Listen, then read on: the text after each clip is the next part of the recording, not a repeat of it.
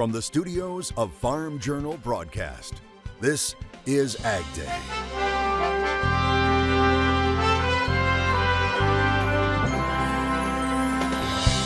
A tasty tradition in Louisiana. I am very optimistic. I think it'll be a really good season. It's just going to take some time. We head south to check in on crawfish season.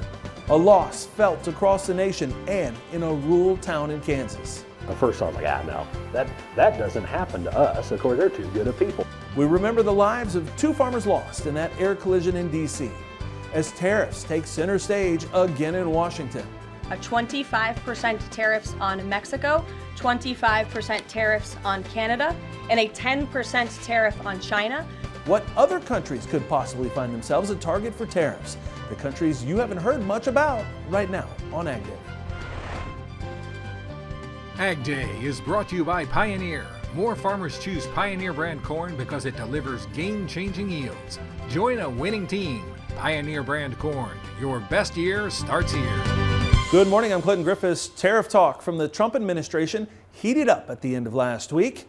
That's after President Trump announced he was moving forward with a plan to add 25% tariffs on imports from Canada and Mexico and a 10% tariff on imports from China. Speaking from the Oval Office on Thursday, Mr. Trump addressed the reasons why he said the tariffs were needed. And then Friday afternoon, the White House said the tariffs would go into effect on Saturday.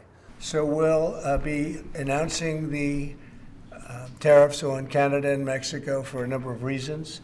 Number one is the people that have poured into our country so horribly and so much. Number two are the drugs, fentanyl, and everything else that have come into the country. And number three are the massive subsidies that we're giving to Canada and to Mexico in the form of deficits. Now, the move triggered warnings of economic fallout, and both Canada and Mexico vowed retaliatory measures. We kept watch on additional developments over the weekend, so make sure to check out agweb.com for the very latest. But threats of tariffs haven't been confined to just Mexico, Canada, and China. AgDay's Michelle Rook joins me. Michelle, other countries are in the president's crosshairs. Clinton, the tariff threat from the Trump administration extends to countries well beyond Mexico and Canada and looks to be ongoing. President Trump has renewed talk about 10% tariffs on China, as well as blanket tariffs on the BRICS countries, which does include China, Russia, and Brazil. We do know there will be an impact on U.S. agriculture, trade, and the markets due to the increased uncertainty. Initial tariffs on Mexico and Canada could just be the start of a major escalation in Trump's trade policy. The president has renewed threats on China and 100% tariffs on BRICS nations if they challenge the U.S. dollar's dominance in global trade, an effort currently being led by Russian President Putin. The other areas that he's concerned about or would like to see is more of a common currency, so that trade flows financially between these different countries would be a lot easier, a lot smoother.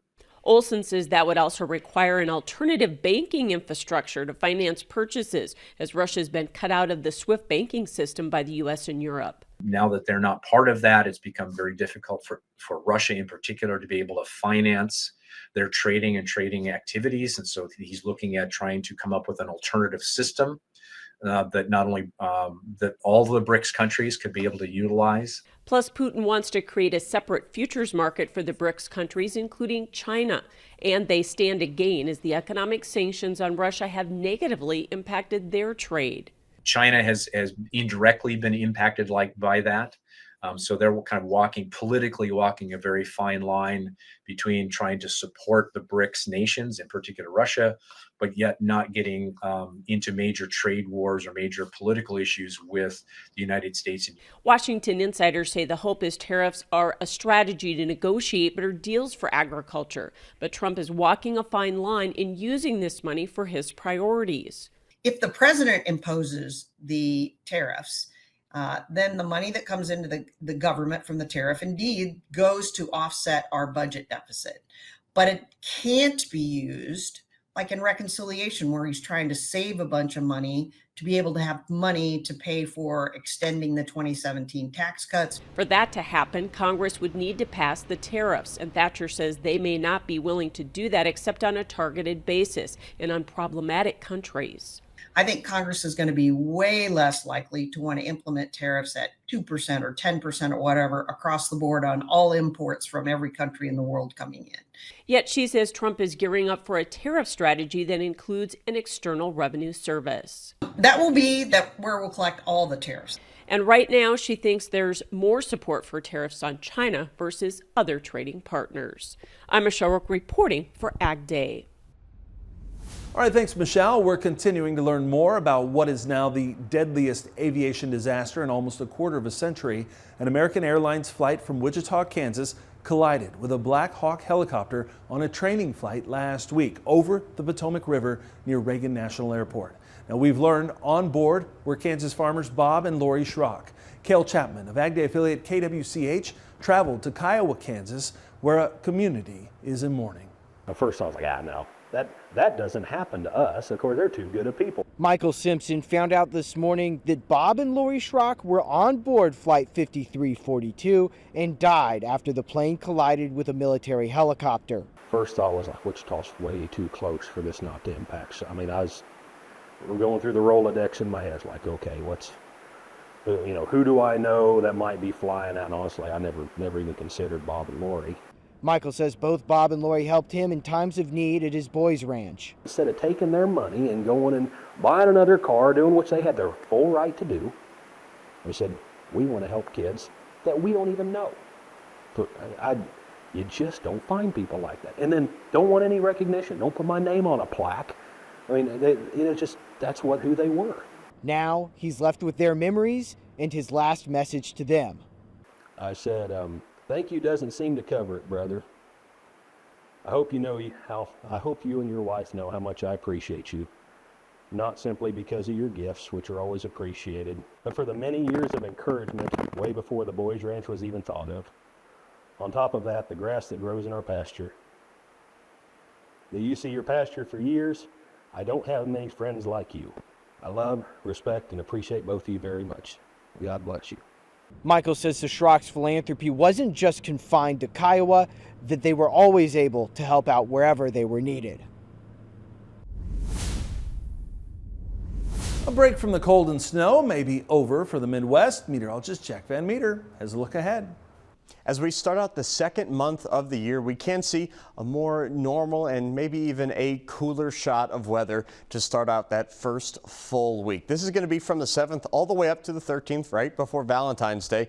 And as we can see, for much of the western part of the country, central and western part of the country for that matter, is going to be cooler than normal. On the flip side, we are seeing kind of a sharp and steep gradient from where that normal temperature is going to be, and actually an above normal temperature starting all the way out from the Four Corner states, hooking through Texas, through the Gulf states, and really actually warming up for parts of Florida. And they're actually going to love that warm up, just because you remember just last week they were dealing with some ample snowfall. And I also really do enjoy this map just because we can pretty much just perfectly see the outline of where that cold air is and the warm air is as drawn by the jet stream. And here are two girls enjoying another beautiful afternoon in Colorado. Kevin McSweeney of Fort Collins sharing this video with us, and you can just see the mountains in the background. How pretty. The girls really loving some playtime in the snow. Well, I'll have more in your forecast coming right up. USDA rolling out its annual cattle inventory report. As of January 1st, it says the number of cattle and calves in the U.S. totaled 86.7 million head. That's down 1% from a year ago.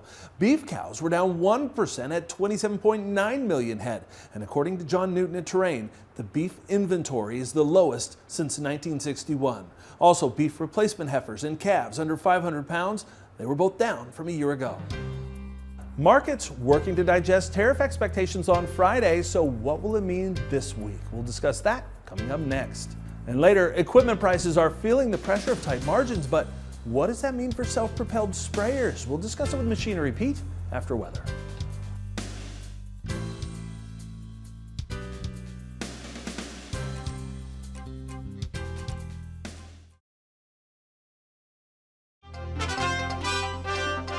Corn and soybeans under pressure at the end of last week. AgDay's Michelle Rook is back with a host of things analysts will be watching this week in Markets Now. Well, ag markets were mostly lower on Friday, except for the cattle market. Brian Doherty is back with analysis. And Brian, Many markets did react negatively to possible tariffs on Mexico and Canada. This is kind of the volatility and uncertainty we're going to have in the markets for a while, don't you think? It certainly is. And I think last week we saw just an example of how the markets will move quickly, trying to not only understand it, but interpret it and then see how other countries react to it and then how the trade reacts to it. So expect volatility to remain high. Expect that you're going to see a lot of movement here. Just on a side note, you've had a really nice rally in the corn market here this late fall and winter so far, and one that provides opportunity. So, kind of strap on the seatbelt for the volatility with the tariff news, but there's also weather news, other things going on. So I'd be a little bit more inclined to concentrate on strategy. It's going to be hard to outguess what the government's thinking, what other governments are thinking, and what the weather's doing in South America. So, Brian, risk management for producers, whatever commodity, is going to be more important than ever, isn't it?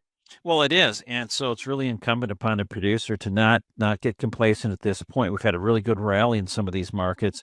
And so it's easy to get complacent. What I would strive for and continue to coach is balanced approach. How do we shift where's the major risk and how do we shift? Yet how do we participate?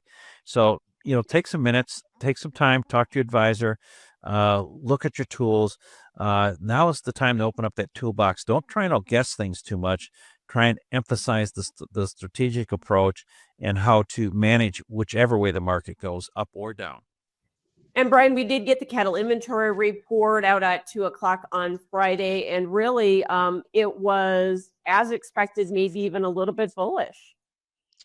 Yeah, it confirmed, I think, what all of us had been thinking, that the herd is not building. All cattle and calves, 86.7 million head. That's down 0.5% from last year. And then there just weren't any big surprises there. Beef down 1%, replacement heifers down 1%. All right, thanks so much, Brian Doherty with Total Farm Marketing. We'll have more AgDay coming up.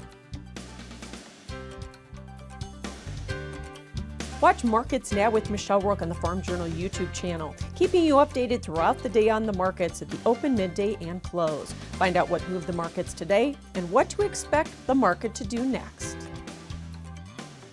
To discuss marketing strategies, call 800-334-9779.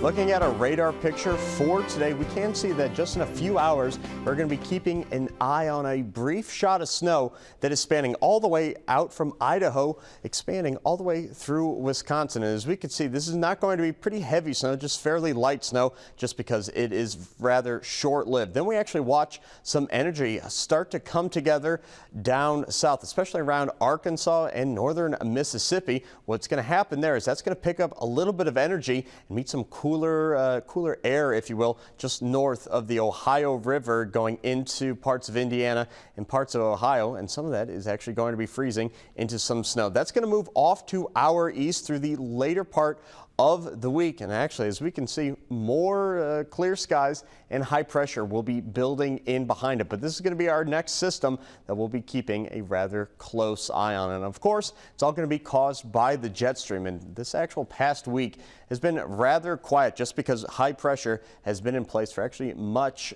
of the United States. Again, it's all going to be changing starting tomorrow. As we can see, still going to be dealing with that ridging all the way pretty much from Oklahoma up through the Dakotas. That being said, that's going to slowly but surely shift over to the east, and what we can see is a brief trough that's going to pick up some of that energy and again turn into that system that's going to be moving into the Ohio Valley and also parts of the northeast. But then we can see that a low from the Arctic will be reaching down, bringing those folks, especially around the Great Lakes states, another shot of cooler weather to end the week. So keeping a rather close eye on that.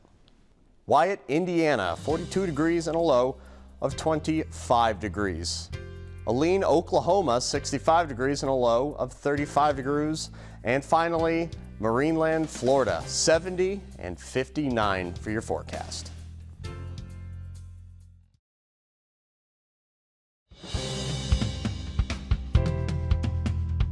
Machinery Pete doesn't just focus on record prices, and he keeps track on the sales of more than just tractors, as he shows us. Well, folks tease me sometimes and say, hey, Pete, all you ever do is talk about record high auction prices. And of course, it is important to talk about those very low hour items that sell for big bucks, or maybe a vintage item, a barn find tractor or something that sells for a record price. But of course, my gig for 35 plus years has been reporting on all types of equipment. So the low-hourred stuff, the high-hourred stuff, shiny like new stuff, and the not so like new stuff. And of course, our website, machinerypete.com, we make all the auction prices free. We want you to go there before you buy, sell, or trade anything, or if you're just trying to get a handle on values, and look at these prices that are updated daily and get a feel for the market. Now, we do have search filters in the auction results that I think can be really helpful and insightful. So let's take a recent example on some sprayers that our friends at Purple Wave online auction sold on a January 2nd ag event they had. And on that sale, they sold about 40 sprayers for our friends at Keystone Cooperative from their Indiana locations. Now, here was one of the sprayers they sold. And by the way, I think they all sold pretty well. This was an 18 model John Deere R4038 with 3,490 hours on it. Again, from Indiana, sold for $93,500. Now, when you go to machinerypete.com and hop into the auction results and use our filters, what you can find is that we've seen 29 14 to 18 model R4038s sold the past 13 months, all with over 3,400 hours on them. And the average price on those 29 sold the past 13 months, $74,008. So again, $93,500, pretty darn strong. And oh, by the way, that same auction, January 22nd, Purple Wave also sold a 14 model John Deere R4038 sprayer from Indiana with 3,686 hours for $77,000. All right, thanks, Pete. Well, one thing that's always in season is seafood. And in Louisiana, crawfish are the catch du jour. It's harvest season. We'll see how it's going for local farmers in the country.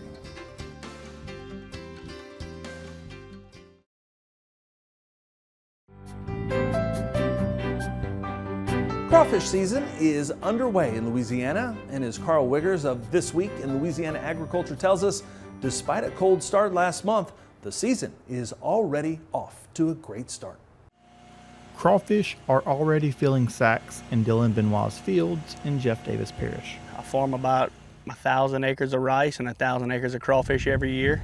Benoit is very excited about the traps Carlos is pulling in this field after a very tough year in 2024. I am very optimistic. I think it'll be a really good season. It's just going to take some time. Crawfish need to grow, sun needs to come out, and it's going to be a good season. According to Benoit, last year's crawfish season left much to be desired in his part of the state. I mean, it was a drought, seemed like from the beginning to the end, and we pushed through, we pumped, we flushed these ponds, we kept the stubble alive, we tried to do everything we could to make these crawfish have an environment that they could have survived. And I mean, you just can't beat Mother Nature. We were probably, I'd say, a quarter of the production that I would think we should have been. We pushed through to the end because we still had to restock. So we had to get the seed crawfish to be able to stock those acres back that were in rice in 24. We're catching volumes right now that I think we probably caught in March last year. One benefit to the region Benoit farms in is the ability to rotate rice and crawfish.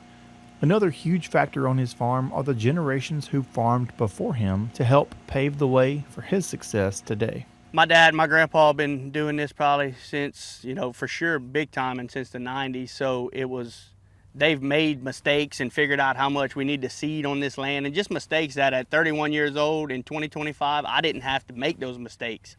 They trial and errored it, and it helped me a lot. When I got started farming, we got straight into crawfishing, and it was production agriculture. It wasn't just, we'll go try it, whereas they had to learn how to do it and figure out what needed to be done. Part of that trial and error has led to this dock where Benoit sells part of his crawfish crop to retailers. One thing about selling his crawfish that may be a little surprising is Benoit does not want the price of crawfish to be too high. He wants his customers to be able to buy a lot of it. It's a supply and demand market. We got to move the supply to have more demand. There's no other way around it. We want the price to be as good for the consumer as it is for us. But at the end of the day, there's a per acre cost that we have to get every time we go out there and run that trap. So we're back to Carlos in the field. They got families to feed too, They got to make money. Every trap that he pulls with crawfish is a welcome sight, of course. And with every week that passes, the catch should improve and the size of the crawfish should as well. So we're about 70% rolling right now. We got some more guys to come in and more acres to get trapped up. It looks really good. I mean, it's slow due to the cold weather, but other than that, it looks really good. In Welsh, Louisiana, I'm Carl Wiggers reporting for This Week in Louisiana Agriculture. And as always, our thanks to Carl Wiggers and our friends over at This Week in Louisiana Agriculture for sharing that story with us. And that's all the time we have this morning. We're sure glad you tuned in. From all of us here at AgDay, I'm Clinton Griffiths. Have a great day.